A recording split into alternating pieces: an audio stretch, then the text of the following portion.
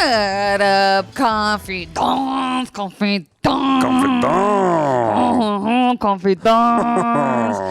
Welcome to another episode of Confidently Insecure, the podcast where we are absolutely sure we don't know everything.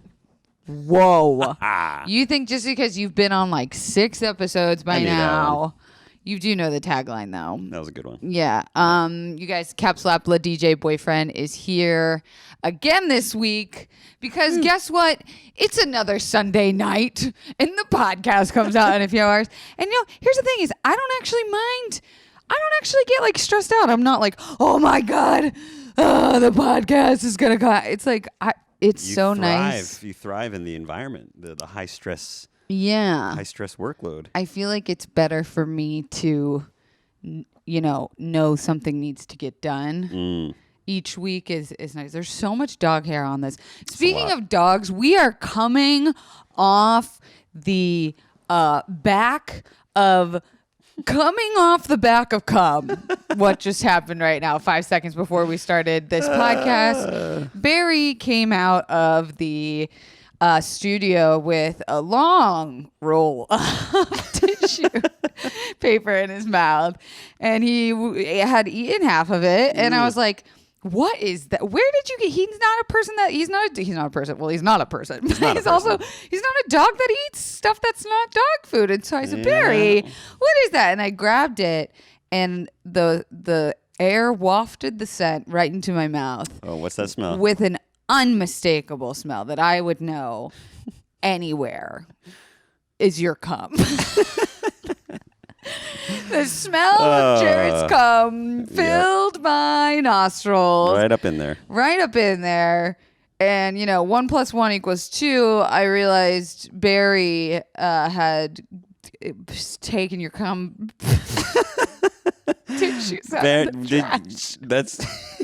Somebody's just going to take that little sound bite. Barry had taken my cum and just... Oh, no, he didn't take it. I mean, technically, he stole it. He stole your cum. He took it. Yeah. And was eating it. Look, this is a podcast. We're absolutely sure we don't know anything. And I don't know if it's okay for dogs to eat human cum. I would assume probably not great. If I'm digesting it on a regular dietary basis, I think it's okay for the dog to have. I mean, look, it's not morally. I don't feel good about it. I'm not like, all right, my dog can sniff out cum. Because also, why was he eating it when he doesn't eat that? He doesn't like dig through trash cans and pull out things. Maybe it was so potent smelling that he was just like, this is something I need to, like he eats poop. First of all, he does not eat poop. He was in a small period of time. He was interested. He ate poop in eating, only because we found out from our dog trainer. What up, Johnny? Got to train. Always hire him. Is that dogs do that when they're missing a? It's a deficiency within themselves. Does he have a deficiency for cum? This is all the vitamins and nutrients in the cum. That just really. Actually, you know what? We laugh. But it makes sense. Because isn't cum protein? There's a lot of protein in cum, yeah. So maybe Barry needs more chicken and raw food. He needs more raw in his diet. Oh, my God. Well, there are a lot of dogs that are like panty sniffers. That's true. Have we spent No, we've been 4 minutes now on dogs.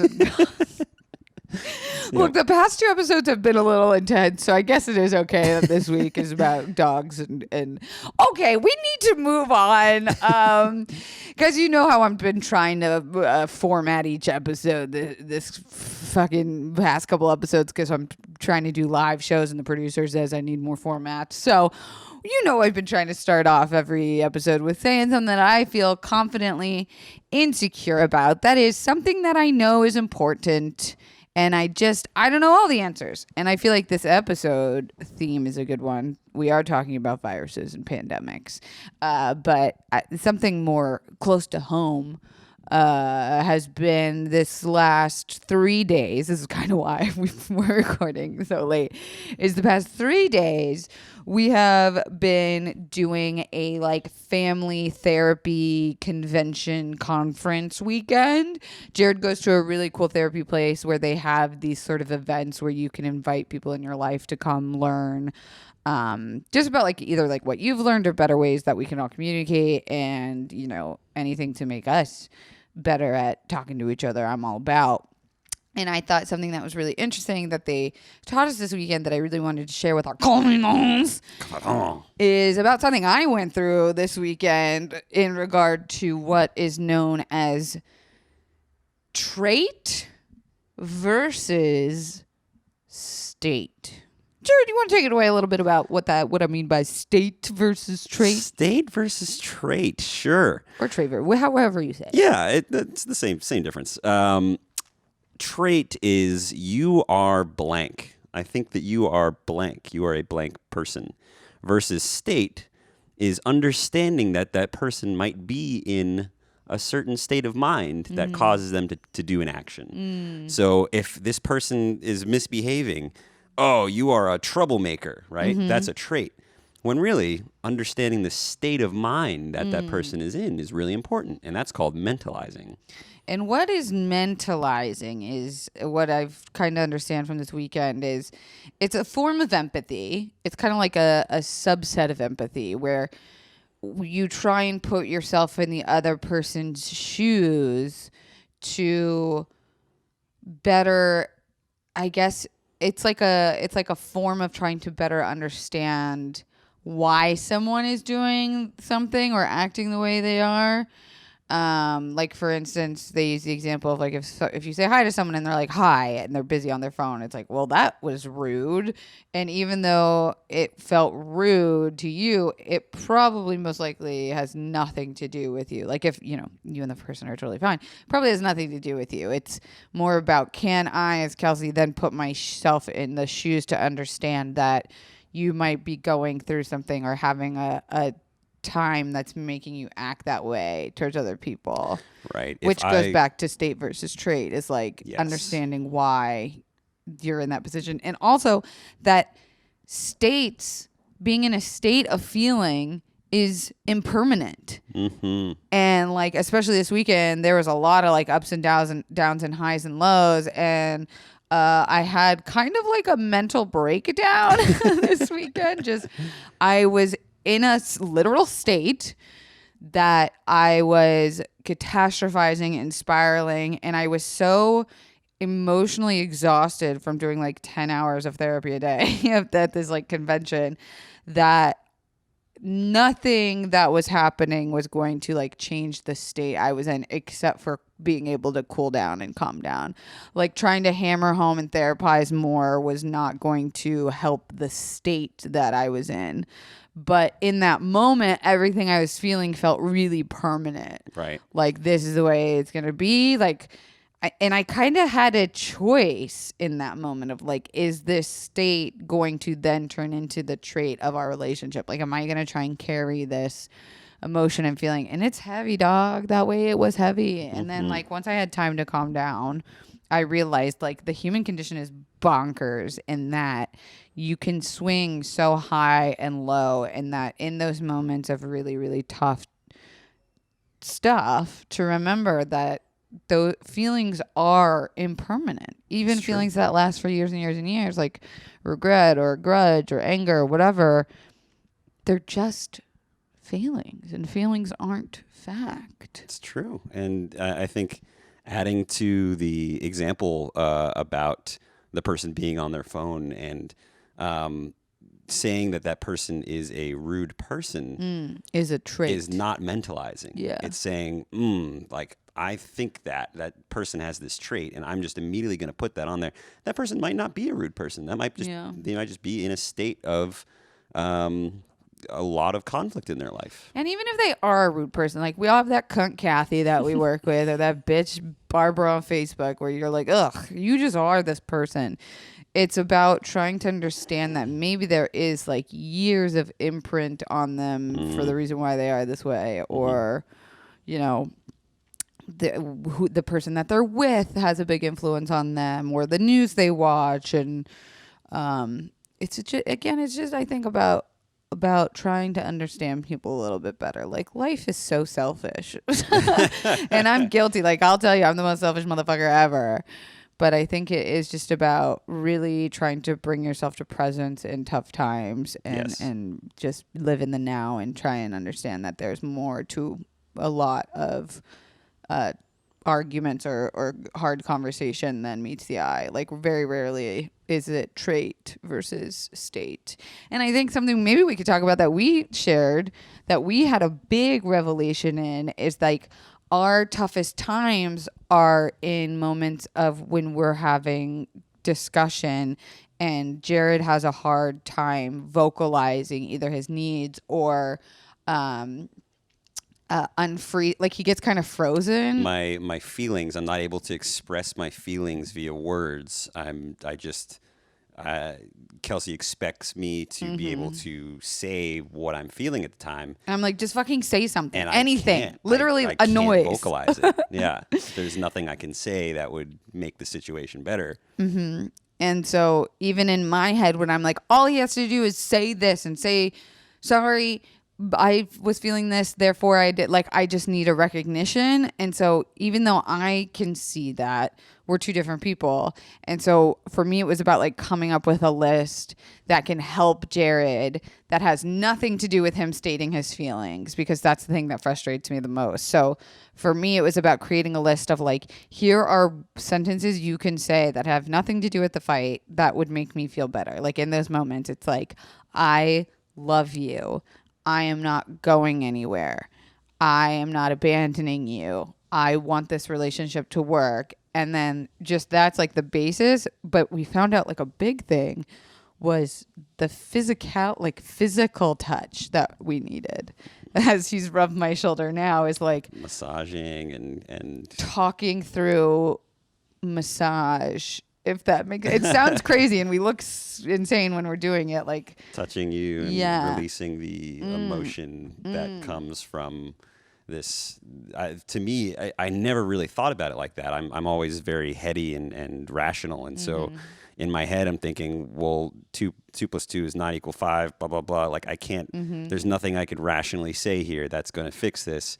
But I have to realize that sometimes the best thing I can do is to just be there with you and be supportive and, tell you and support. And And I didn't realize how much emotion I keep locked in my body, especially with pain. Like Jared will start to see me fidget or like trying to crack my neck or stretching my jaw, especially when I'm frustrated. And that for me was like realizing that in those moments, if he were to come over to me and start massaging my jaw or just say like, hey, we totally are still mad at each other. We can be in a fight right now, but like, why don't you lay down and let me like stretch out your shoulders or your neck or like help you bend your knee a little bit. And like the physical nature of how much emotion gets stored in my body, like I felt like we made this plan, like a checklist now next time things get tough.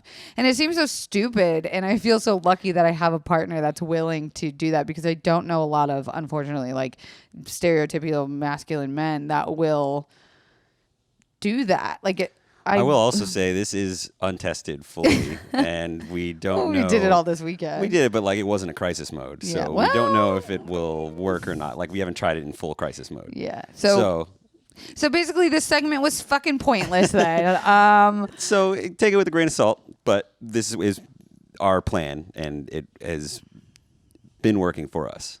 Well, we don't know. In small segments of it, at least. Great. So all of that to say that what we're feeling confidently insecure about is state versus trait, in that we would like to learn how to work through this. We don't know. We're not the expert.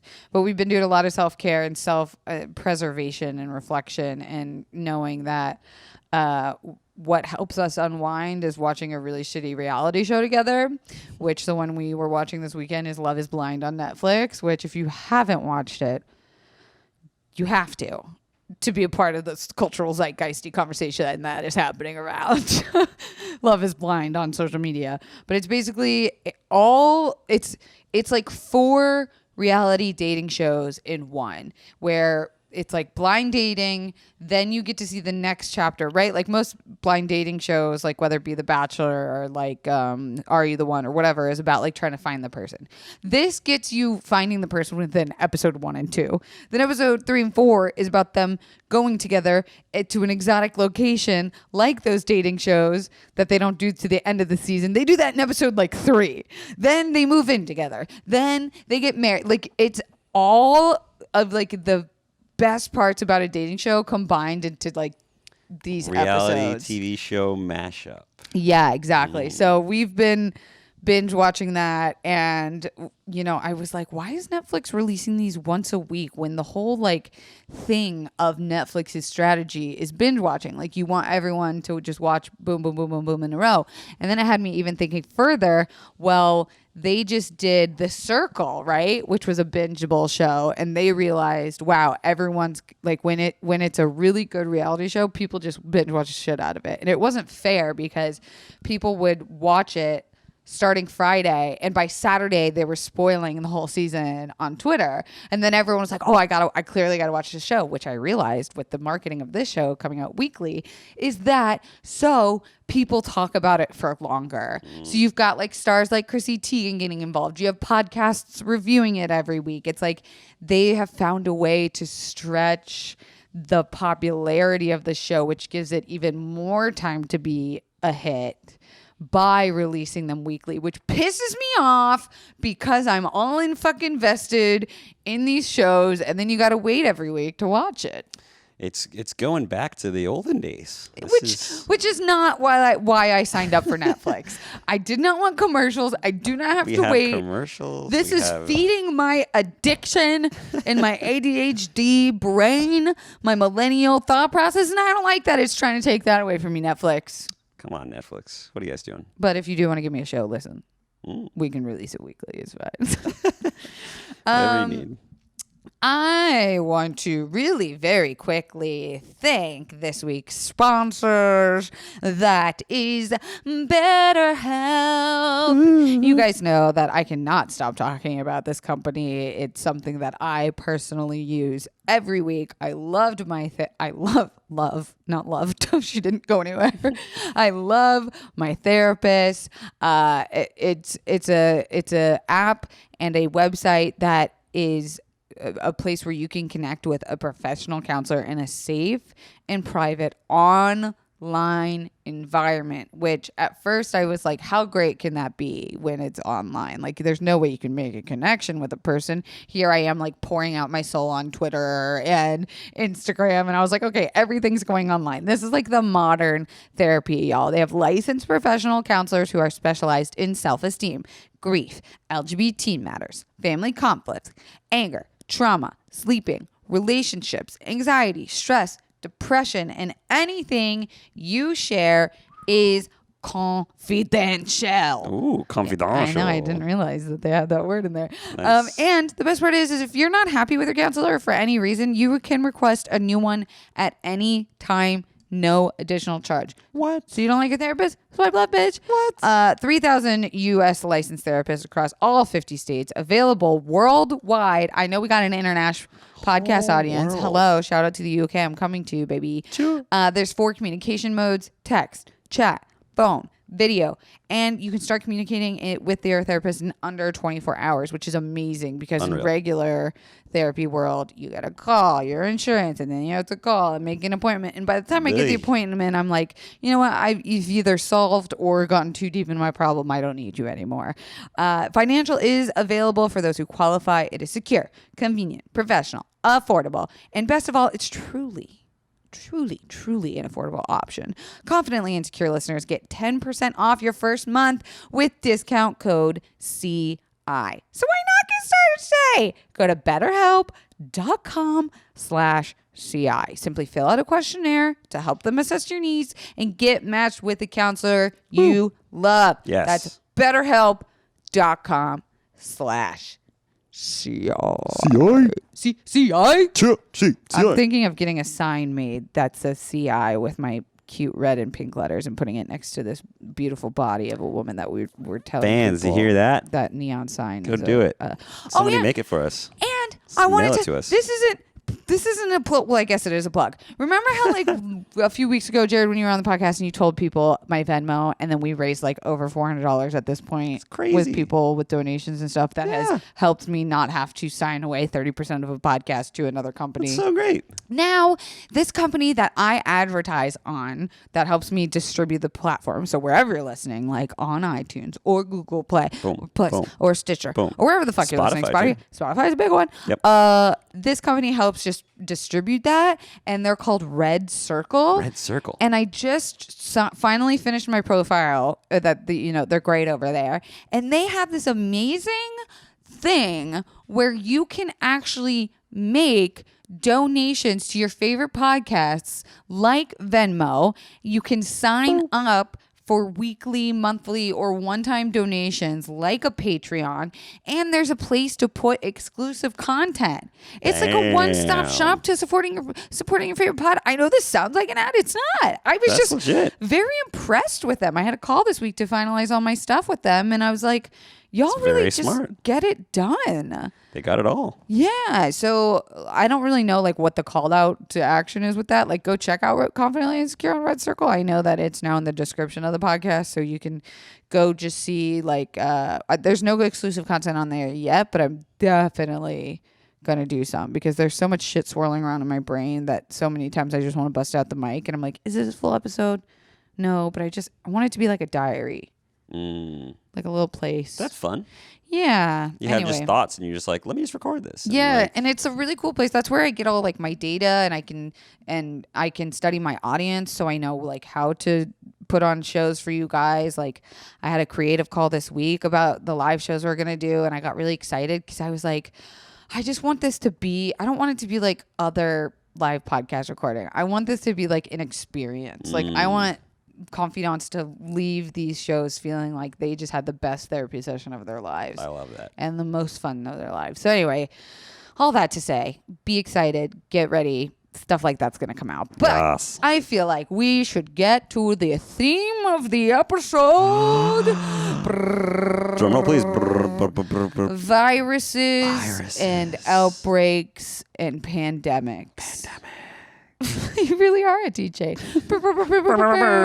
That's the noise the WHO makes when coronavirus is a muck.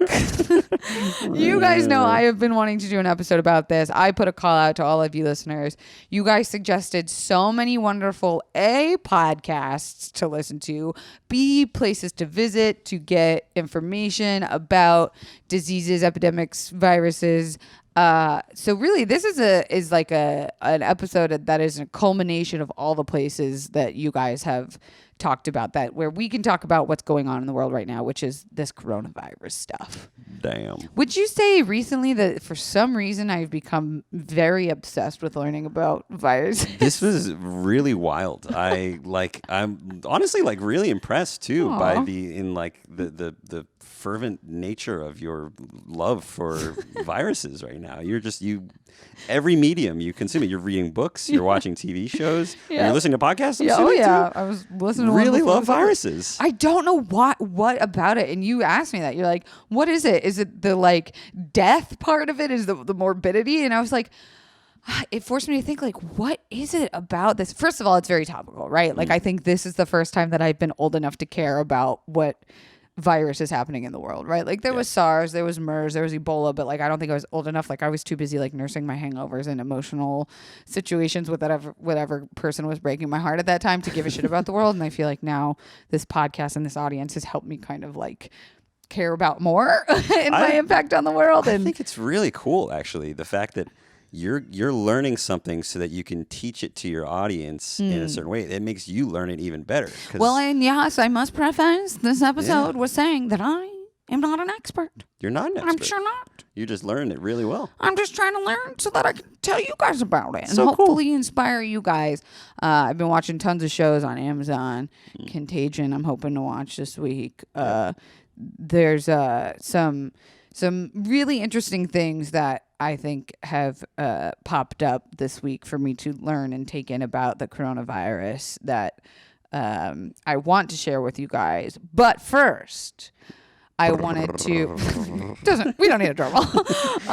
First, I wanted to share with you some very interesting history about epidemics that have terrorized the world. Oh, I'm in. So this is sort of like, you know how we have our hosts throughout history segments?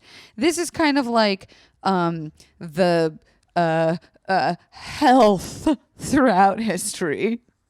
Come up with a better one. I dare you. I'll work on it. Yeah. Viruses throughout, whatever. The point being that this coronavirus situation that's going on, I think like change and mania of like conversation really freaks people out. But the fact is like this is nowhere near the most deadly or scariest outbreak the world has seen. And because of social media, we hear about it more, and thank God we're able to like share information quicker. But boy, oh boy, the things that have terrorized the world that have to do with plague and outbreak and virus and bacteria and animals has started many moons ago.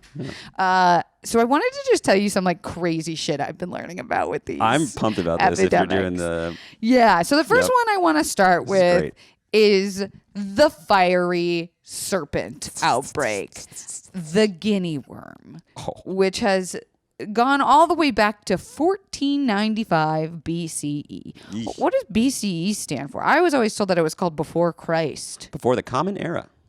Wow. Mm-hmm. That's why he's here, y'all. So this brief history about the Guinea worm is about a worm that burrows through your body until it chews its way out through your toe. Wow. That's and wild. I'm gonna try and give like a very brief summary about the Guinea worm. There's a lot more on YouTube. You can actually see the worm itself. But I thought this was just very It's wild. It's wild because, first of all Guinea worms are female. And how badass is that? Like just a Talk chick about worm badass women going through your body and fucking shit up, terrorizing your organs. Woo. Just fucking shit up. Okay, so the Guinea worm. Black Widows ain't got shit on Guinea fuck worm. the Black Widow. She ain't got shit. Fuck you, Scarlett Johansson. The Guinea worm's life cycle begins and ends in shallow ponds. I just want you to remember that. Begins and ends. But what we know about the Guinea worm is that it starts as a protozoa. It's not like a virus or a bacteria. It's an actual living thing where it's so small, it jumps on the back of a water flea. I didn't even know. How big's a water flea? Exactly. It's like a pinpoint. What? So how the fuck are we supposed to see it? We can't. Damn. So a water flea has got this little protozoa living on its back, chilling, taking a free ride. Just hanging out. And the protozoa, a.k.a. our guinea worm, scratches the surface of the water tick so much that the water tick eats it. Oof. It's like, get off my back. Hey. Nice. Get inside me. Yep. The water tick then ingests it where the protozoa is able to grow and eat off of the organs of the flea and eventually burst through the cervix and uterus of the water tick. Oh. And then it is in the water. So it takes the life of the T flick, the flea tick to grow. And then it becomes a protozoa, or then it becomes a living thing that's in this water that can be scooped up by people that need water. This is back in 1495, remember? So it's like people that are in small villages getting stuff out of wells. They weren't filtering their water. So basically, you ingest this worm by drinking it, right? And the crazy thing about this worm is in your body, your cells do this thing with where your red cells travel to past hemoglobin, and that's where it gets its oxygen. Whatever. There's this whole process where your cells pass each other. And this worm is so smart that it jumps from cell to cell in your body when it goes through this process of hitting oxygen or like gaining its own oxygen, that the body can never attack it because it's like a little sneaky bitch that jumps from cell to cell growing. Now, eventually this worm grows from your red blood cells, and the female meets a male eventually, and they fuck, and then the female kills the male and grows over 3 million little eggs inside of itself. What a fucking savage. And spoiler Love alert, that. the body can't even feel this happening because she's such a sneaky bitch jumping from cell to cell that she starts to grow actually in through your organs. So she can actually embed herself in as she grows. That's so wild. Because this bitch has no plans but to further her species, she doesn't really have many internal organs, which is why she's able to store up to 3 million eggs inside of her own body. 3 million eggs. Yeah, isn't that disgusting? That is so many eggs. And of course, those babies need to get to a body of water in order to get on some flea ticks, water flea ticks, to keep growing and continuing the species. Yeah. So there's nowhere to go but down. Because there's something about scientists don't know why. Yeah, they think it has something to do with the gravity, that the worm likes the gravity, but it just goes down in your body. So while it's going down in your body, it can attach to organs and to the walls of tissues of yourself. All the while she's growing, and she gets all the way down to your toe, and then she's like, I want to get the fuck out of here because I got to lay my eggs in some water. So the only way that the body starts to feel this worm inside you is when you start to get that allergic type reaction to this worm, with like the itching, the burning, and the foot starts to become strange feeling. So the only thing that relieves this feeling is water. The feeling of water. So a lot of people will go to water and like keep their feet in water to relieve the feeling of the burning. So this bitch literally starts chomping through tissue and shit to get out of your body. And at this point, she's a full grown 3-foot worm. She is 3 feet long. That's bitch. rough. That's half of you. That's That's half of you. Straight up. So the thing is when she starts to come out, it's literally like what you imagine, like a worm coming out of your foot. I mean, it's really tiny. It's like white, and it looks like the thinnest piece of spaghetti you've ever seen, almost kind of like silk hair-like.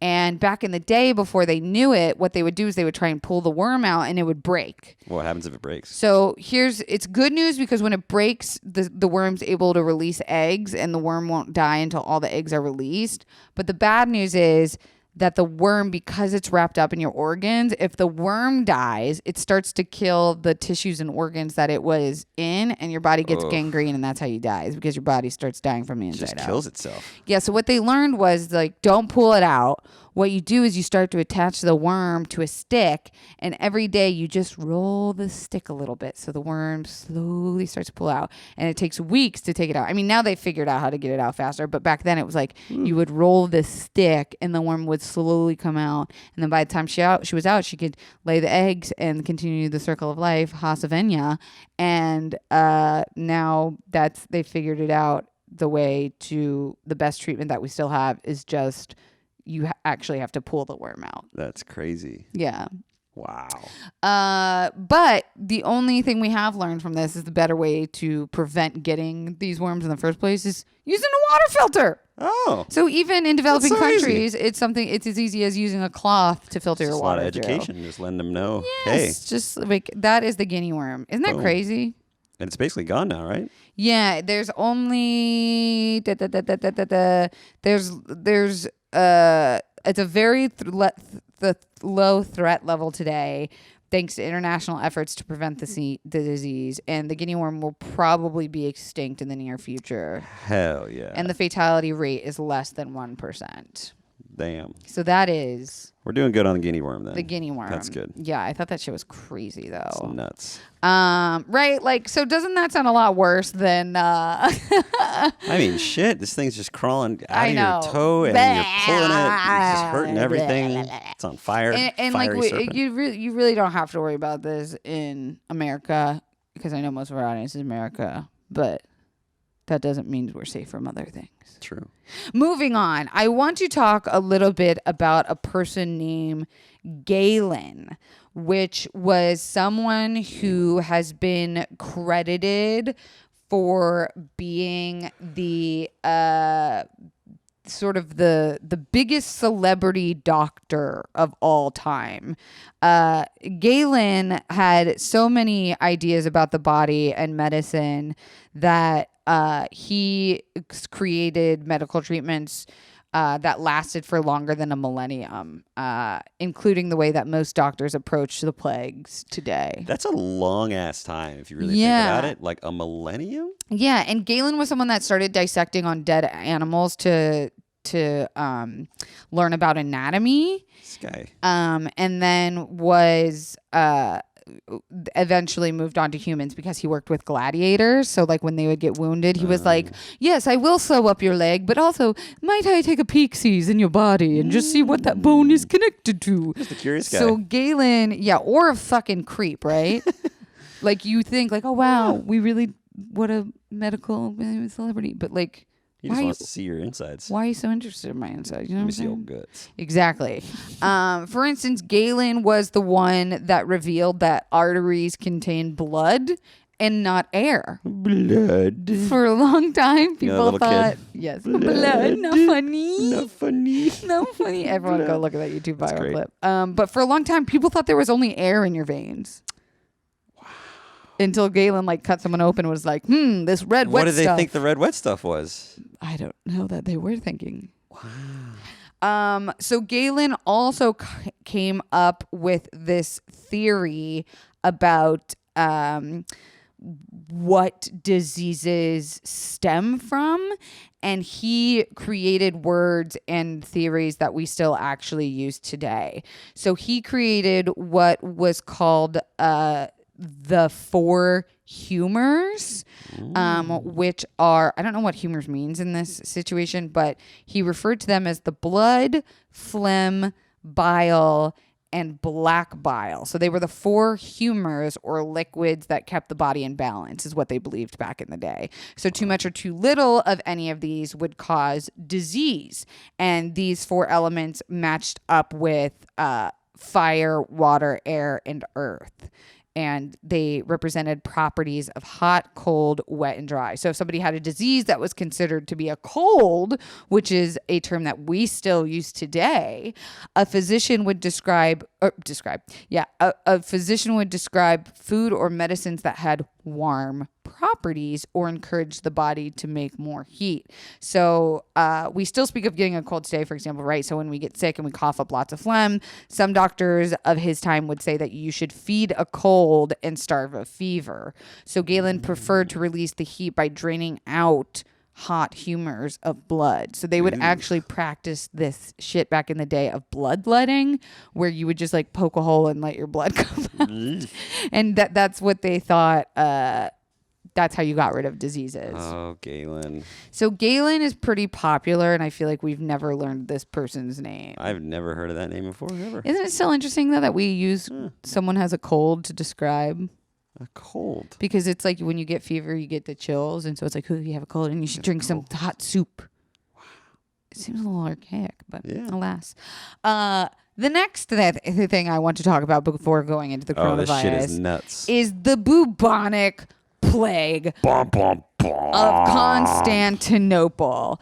Now, this is where I think I really got interested in infectious diseases, because I was like, bitch, we could have a whole ass modernized system of living and still Mother Nature be like, watch what I can do. Yeah. Because no matter how much technology you have, even back when the Bubonic Plague happened, it was like, no matter what had happened in that geographical area, like, centuries of war and fightings of family, and your whole life is dedicated to helping overtake this system, disease was still like, gotcha, bitch. Fuck shit up, man. So the Bubonic Plague killed 25 million people. Wow. 25 million people.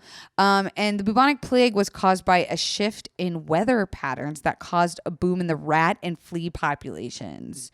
So we know most or all viruses start from... Is it all viruses? Animals. I'm pretty sure, right? I don't know. And don't fact check me on that one. But like the epidemics and pandemics all come from animals. And we had talked about bats last week, and at first it was like, ew, why are bats so gross and dirty? But it's actually the opposite. Bats are so clean that their immune systems are so strong that they're able to be these like super carriers of many disease and viruses that can then hop from animal to human. It's crazy. Yeah. So the Bubonic Plague, okay, at the height of its outbreak, 10,000 people were dying every day. And it was so rapid that people like didn't know where to bury bodies anymore. Like at first they were like, okay, we're going to have a funeral today for Sally, Jerry, Paul, and Karen. And we're going to have it from like noon to 4. And by day 4, they were like, just chuck them in the river, bitch. We ain't got no room. Okay, we're stacked up high to the walls. Bring out your dead. Like not even bring out your dead. Like just deal with them on your own. Because we don't even have room for nothing. Like it hits so, literally they would pile them. They would put them in the walls of the city walls because they just like truly didn't have any more grave space. And then they said like whenever it got windy out, it got so stinky because there were still like dead bodies everywhere. So today scientists know that plague infects rodents in many parts of the world and has lived in 3 locations longer than any other. So we usually hear about viruses and pandemics starting out of 3 areas. So one is near China, which is relevant because that's where the coronavirus came from, where plague as we know it originated. One runs across the Asian steppe and the last is in Africa. And usually these plagues are spread from animals being able to hop from one area to another. So like a rat being on a ship or a mosquito getting in some fruit, whatever the route, somewhere the right kind of rat met the right kind of flea, which was carrying the right kind of bacteria, and that bacteria became the bubonic plague, and the animals ingest the feces of another. Yeesh. And the author of this story about the bubonic plague said, don't look so disgusted because if you've ever had the stomach flu, you got it by basically poopy particles. No. Yeah, so like we eat poop all the time. I mean, Barry literally ate your cum earlier. That's true. That's a good point. Anyways, so the bubonic plague was so fucking devastating that within 4 months it had killed most people that it met. Again, so like there was this emperor Justinian, right? And like they spent their whole freaking decades and decades in war and taking over this population. And then at one point it was like the entire city and nation was wiped out by the bubonic plague, that all of that shit, all of your life's work didn't even matter. That's wild. Within 4 months. Like there weren't even, the reason why the bubonic plague ended is because there was no more people left in that area to spread the disease onto, and all the rats and everything that was carrying it died. All the people died. There was not enough people. 25 million people back then. That's crazy. Oof. Again, so with devastated populations, the empire lost the ground it had gained in decades of expansion through war, and plague had made its mark on Europe forever. Oof. Yeah. I can't believe that 25 million people is a lot of people. Many people. And that's what I mean is like, I think we freak out about what's happening with diseases. There's like hundreds of thousands right now for the coronavirus? No, less than that. Yeah, right? Less than that. But I think what's scary to people is like back then we didn't have any way of sharing knowledge, and we didn't have any science behind figuring out like why the things were the way they were. You know, for example, back when smallpox was happening in Japan, the government basically just forgave all taxes for 1 year and debts for 1 year because they were like, we don't have time to be giving a shit about taxes and money when like half of our population is dying. And I think now we have the resources to continue life regularly without having to put too much focus on this. But I think that's the other reason why I wanted to talk about coronavirus is because I was like, we're so like all these podcasts and articles I had read and listened to were like, we're so close to hitting the like disease X that does wipe out the population that they're telling us not to freak out. But then they're also saying we're like 1 degree away from the next virus being the one that takes out the entire population just because of how rapidly it could spread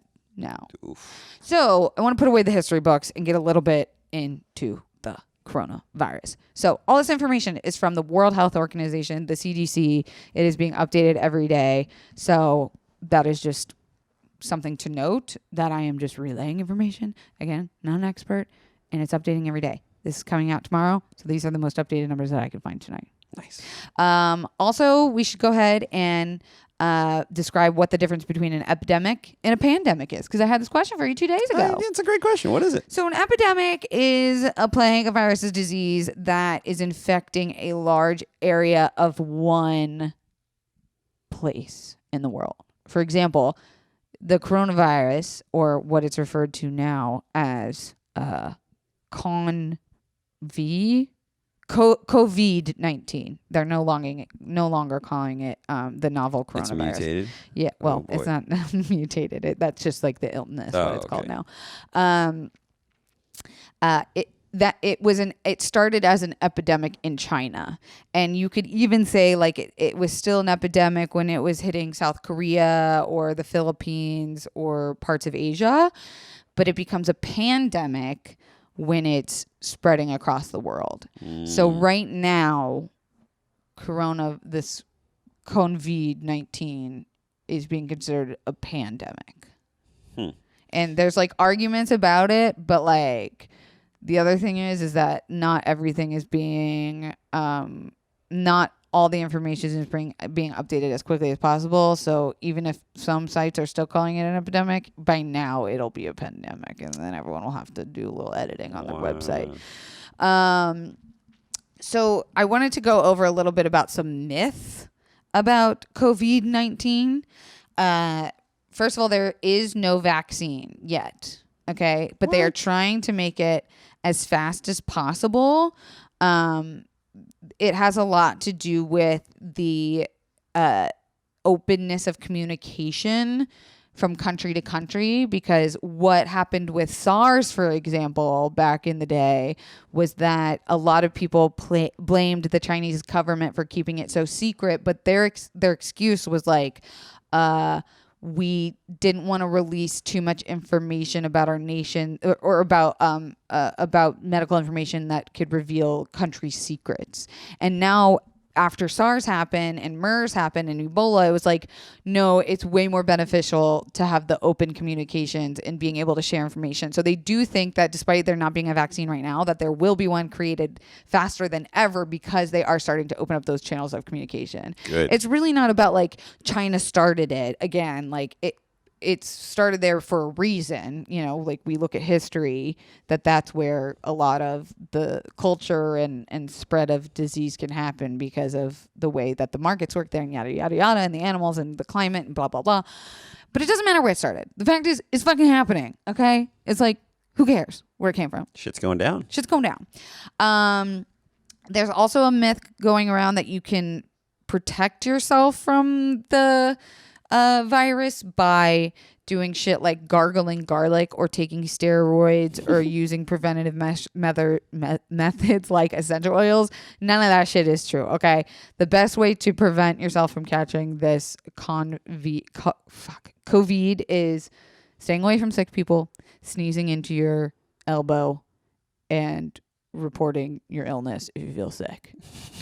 And again, this is also coming from, I know that our audience is international, so I'm trying to keep it as widespread as possible. What are you laughing I thought about? you were going to say staying away from sick people sneezing into your mouth. What? This is like just the imagery of a sick person sneezing into you. Oh, into Jesus. Your mouth. They're separate words. Also, this virus was not created. It came from animals. We'll dive into that a little bit deeper, but scientists don't believe that we have the manpower yet to create a virus that can kill this many people or infect this many people, although it has been done. It has been created in a lab, and they've been looking at terrorism, viral terrorism. I don't know what the word is, but that is something we do need to work. Biowarfare. Bioterrorism. That is something we do need to worry about, but that's not what this is. The other myth is that only China has people dying, which is false. As of February 21st, which is just 4 days ago, depending on when you're listening to this, 2,200 people in China have died from COVID-19, as well as 11 people in other countries. And again, like that information is probably not even mostly accurate. Like we're updating it by the hour. Another myth is that you need to stop ordering things that were made in China. Like we all know that label that things are made in China. And scientists believe that this virus cannot live on surfaces for that amount of time to handle shipping. So you don't need to worry about things that were made in China. Another myth is that wearing a mask will save you from getting it. Nah, dog. Okay, like I think it's really good that people are traveling internationally with masks and stuff, but unless you have a medical grade mask that has a filter, I forget what it's called. It's called something like blah 95 or whatever. That actually has like a filtration system in it. Most just surgical medical masks will not protect you. And here's why. This disease is spread through droplets. And if you're not also wearing gloves, if you touch, say, a table surface and then reach under your mask to itch your mouth, boom. So again, I think it's a good preventative measure, but it's not going to stop people from contracting it. At least people can't sneeze in your mouth. At least people can't sneeze in your mouth. Right behind you. I'm just trying to get a sip of water here. Talk about something for a second. Okay. I still can't get over 25 million compared to 2,000 people in the coronavirus. Thank you for those thoughts, Jared. Lucas, moving on. I'm just kidding. We'll get more into that. But let's get a brief history of the COVID-19. So we know that in December 2019, it started in Wuhan, China, in a wet market, which first of all, that sounds hot. What is a wet market? I think it's pretty nasty. Just call it what it is. It's a seafood market. But they did also sell dry animals like rabbits and other animals that you can eat there. And so we're pretty sure that because these animals were stacked on top of each other in a market-like setting, because in order to get the freshest food from a market like that, they do kill them on the spot, right? Wow. Okay, you went right in there. I was trying to find a way to say that. Yeah, they it's like the freshest version of food you can get. So because you've got animal dropping, stripping, and blood mixing, they're thinking that that's where the virus originated. So here's another thing is you've had coronavirus before, everybody. What? Holy cow. Yeah, I know. Spoiler alert. Coronavirus simply means corona is Latin for crown, and the what the virus looks like under a microscope has a crown-like appearance with these like spikes sticking up. So coronavirus just stands for the look of it. It's not actually what it is. And also it has nothing to do with beer. Corona beer, just so you know. Oh, good. But you can surely drink some if that might help you feel better. Again, so the word coronavirus is just the appearance of what the virus looks like under a microscope. And, you know, if you've had a virus like a flu, you've had a coronavirus before. Got it. This one, though, the COVID-19 is what the illness is now called, and the virus itself is called SARS-CoV-2. I know, there's a lot of sciencey stuff, so just like bear with me, y'all. Okay. The thing about this virus spreading is that it really is showing the universal wealth disparity, because it's going to hit poorer areas first. It's going to hit underdeveloped areas first.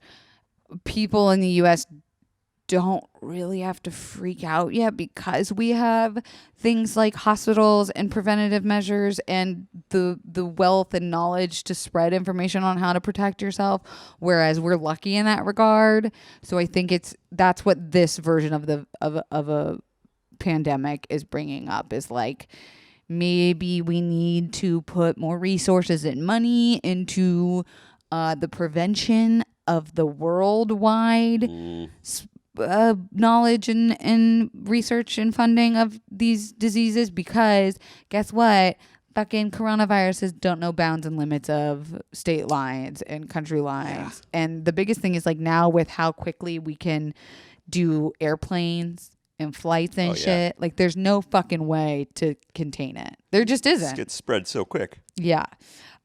So the symptoms of the COVID-2 are just like any other pneumonia-y type sickness. You get the fever, the cough, the shortness of breath. this COVID-19 virus is unique from a regular bacterial pneumonia because it spreads to both lungs as opposed to being localized in one area in your lung. You get runny nose, sore throat, headache. And again, I explained this virus is being transferred through droplets. So it's not like blood contact or like, rabies bites. It's droplets of little tiny particles of spit and sweat. And maybe cum. I don't know. Probably not cum. You hear that, Barry? Barry's Probably okay. Not cum. I can't believe our dog eats cum. Okay, he's our foster. Sorry. The alarming thing about this virus, though, however, is that it is spreading faster than other coronaviruses we've seen before. And again, that goes back to the way that people travel is just a lot more advanced than we've seen before. So, there is no antibiotic for this kind of sickness. So viruses and bacteria are two different kinds of microbes. So we would use antibiotics to treat bacteria, for example, like a yeast infection. Hi, Yeast can relate. girl. That's my nickname. For viruses, we use an antiviral medication. So like herpes, right, is a virus. It's something that lives inside of you. Once you have it, you can't get rid of it. But you can take medication that keeps it dormant or not flourishing. For example, with seasonal flu, that's a virus, right? So once you have it, like there's no point in going to the doctor unless things get really bad because you don't want it to become like pneumonia. But once you have the flu, usually the thing you're told by doctors is to like stay home and ride it out, because one of the ways that you can treat or alleviate symptoms of the flu is by giving you Tamiflu. It's an antiviral medication. So antibiotics in this context for the virus does not work unless you have a secondary bacterial infection, which can happen though. They're seeing cases now where you have a bacterial pneumonia and a viral pneumonia. Damn. Double whammy. That would not be great. I know. On February 11th, 2020, the World Health Organization announced the official name of this illness that is causing the 2019 novel coronavirus outbreak. This illness is now called COVID-19. COVID for coronavirus, D for that disease, not that tick, and 19 for the year when it was identified. And the virus itself is now called SARS-CoV-2. So the illness, COVID-19, the actual virus, SARS-CoV-2. The tough thing about identifying this virus is that they're only quarantining people for up to 2 weeks, but they're finding that you can catch it and not have symptoms for 24 days. 24 days. So that's why she's a sneaky bitch, like That's that guinea brutal. worm. Is she's like seeing, they let you go after a certain period of time. Damn, and so if we just wait a little bit, then we can really. Gotcha. Yeah. And so I think that's like, we've heard these stories about these cruise ships that have been quarantined and stuff, and they got docked for like many, many, many days, is because they're now learning they need to keep people longer than 2 weeks. Got it. Travel bans are not effective. People will say, why don't we just like close off the borders of China? It's been statistically and scientifically proven that travel bans, once there has been an outbreak, do not do shit. That's crazy. Again, it goes back to the way we travel these days. You hop on a plane to LAX with a dream in my cardigan and you're gone, right? It's like too late to stop. Can't be stopped. Can't stop, won't everybody stop. can just get these. Yeah, that's brutal. So don't, with your little travel bans, Republicans, go somewhere. The coronavirus is in the same family as SARS. We've mentioned that. It's a coronavirus disease. And there have been infections like this before. So SARS and MERS, which is both upper respiratory infections, we've seen stuff like this before. So I guess I wrote that note down because it was like, we go all the way back to like new things being really scary. But the good news is that scientists in the world have dealt with something like this before. So it's maybe just a different version that's evolved and a little bit faster and a little bit quicker, but it's not something like they can't take down. But scientists are saying like, we can't predict it, but we're pretty sure this isn't the one that takes us all out. That's good. Good to know. As of right now, the flu in the United States is more deadly, the seasonal flu. So, for example, the seasonal flu this year started in October, which is not that long ago. And the CDC, the Center for Disease Control, are already reporting over 10,000 deaths related to the seasonal flu. And over 20 million Americans being infected. So just to put this into context. So you wonder, right? Like, is this a death sentence? And right now there are reports going around that it is about a 1 to 2% fatality rate and an 18 to 20% of conditions of this virus being in a critical range. So this is less than SARS, which was 10% fatality rate, and MERS was a 34% fatality rate. Damn. And Ebola was 50% fatality rate. Wow, flip a coin or you're dead. Yeah, that's so just crazy. To put that into perspective of what's going on, again, we aren't getting information as fast as we'd like, so this may change. It probably will go up the more cases we see, but right now, listen, keep your xenophobia and racism at home. More than 20 deaths have been linked to the virus outside of mainland China to date, including Italy, Taiwan, the Philippines, Japan, Hong Kong, Iran, France, and the cruise ship places. There's also been 2 deaths, I believe, in the United States. And South Korea, which is a big one.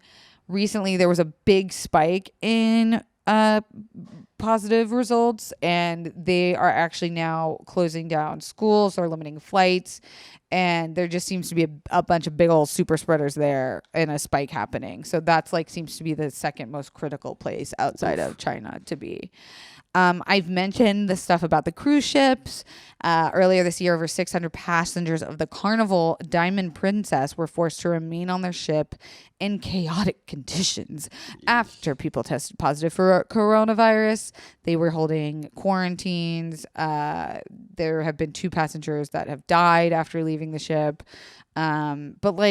Also, there was this thread on Twitter, this hashtag on Twitter, where it turned out people were like, this is actually fine. We are nowhere near the sick people. They're bringing us multiple meals a day. Oh, that's great. We get to miss work. We're streaming TV all day. It kind of just depended on what news outlet you're reading. To see how bad it was.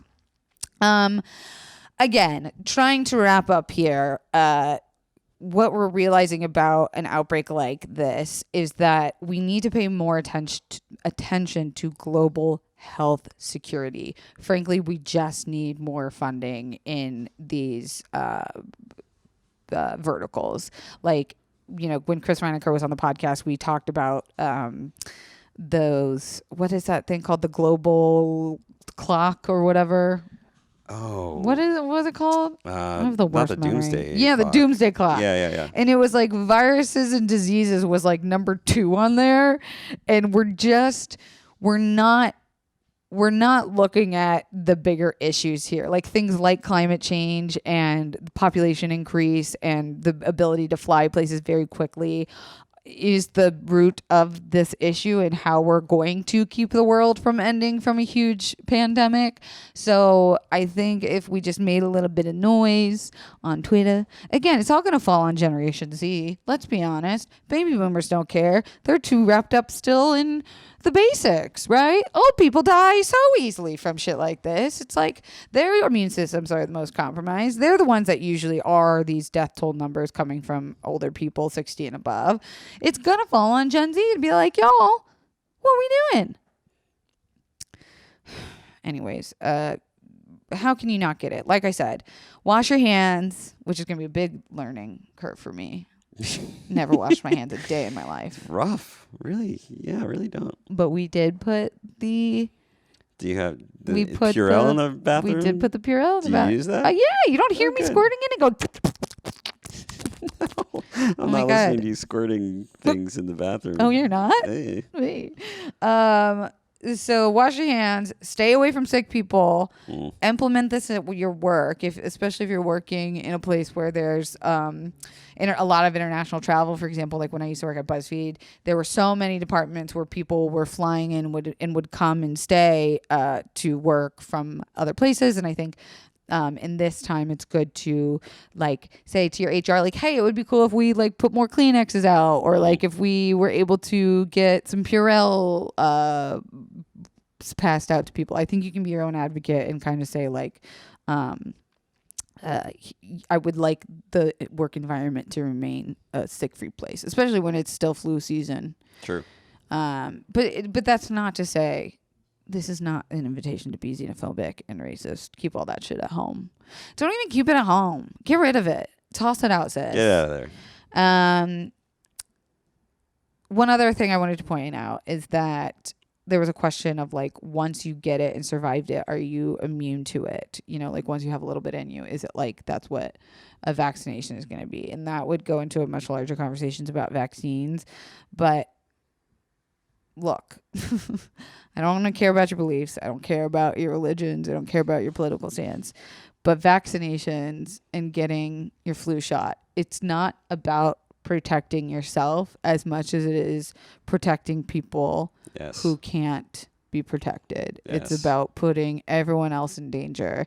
And what we saw with the most recent measles uptick, you know, measles was eradicated, right? It was smallpox. Measles was eradicated. It came back, bitch. Yep. Because of anti-vaxxers. And what measles does is it actually changes your body's immunization against it. So getting measles will actually erase the, how do I say this, like genetic code in you to fight off measles. So even if you've had the measles vaccine, you can still get it, because measles, once you have it, makes your body, I guess like the best way to say it is like forget the memory of having the vaccination. That's and so you got to get your shots. You got to get your flu shot. Get your immunizations. Maybe we can have an episode on that at a later time. That's a really good idea.